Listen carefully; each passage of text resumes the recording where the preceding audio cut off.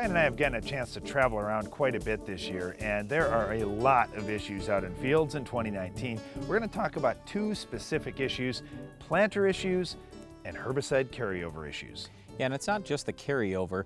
One of the things that we've seen more of this year is where farmers applied the herbicide at the right rate, in the right places, and then they had washing. They had so much rain, it moved that herbicide to other areas of the field.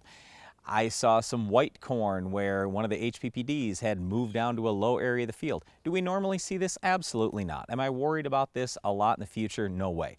But because these things happened this year, we have to be thinking about going into next year. Boy, if I got a 2, 3, 4x rate of any herbicide out there, will that hurt my crop next year? If it's an HPPD herbicide, I'm absolutely worried about that if I want to rotate to soybeans. So if you had this issue on your farm, what we're going to encourage you to do is consider planting the same crop in there again next year.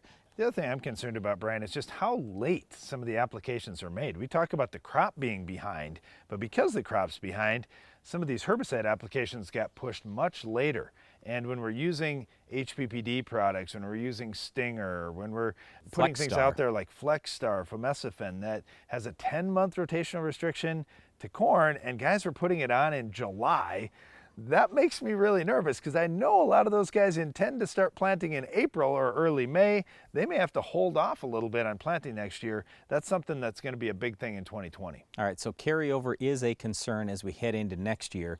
One of the most concerning things this year was all the issues we saw with the planter. Darren, what were the top, let's say, 2 or 3 things that you saw for problems? Well, we saw a lot of guys planting into muddy conditions, and I'd say by far and away that was number one. So we had some sidewall smearing issues, and you go out and do some digging in these fields. The seed depth was just so erratic that, wow, I've looked at fields where the planting depth literally was just below the surface on corn, and we've got roots coming out above ground.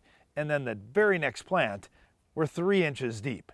It was a mess out there. I will say this, on our planter, I was really happy with the stands that we got and how things functioned. We invested the money to upgrade the row units on our planter. Now with downforce, that's been a huge thing for us. So I would say look your planter over really closely and go out in the field also and see, hey, how did my planter perform in some of these conditions? Even where things were good, we had some planter issues out in the field. You want to change that before next season. But having a good seed bed is so unbelievably important. You've got to do that. And we would just really encourage you, thinking about next year, when you're planting, make sure you are taking the time occasionally to get off the planter, make sure that the depth is right, that the seed spacing is right. Get things set appropriately, and every field, it may change. If you switch to no-till, and then you've got some strip till, then you've got some conventional till, just like we do, well, you've got to make adjustments to that planter as you go. Well, there's certainly a lot of issues out there in fields in 2019, and the only way you're going to figure it out is not looking above ground, but to do a little digging in your field as well to see what's happening. And then really watch out on these herbicides for potential carryover for next year and injury for this year. Well, the only good thing, Darren, about that carryover is it may wipe out our Weed of the Week. We'll talk about this tough weed coming up next.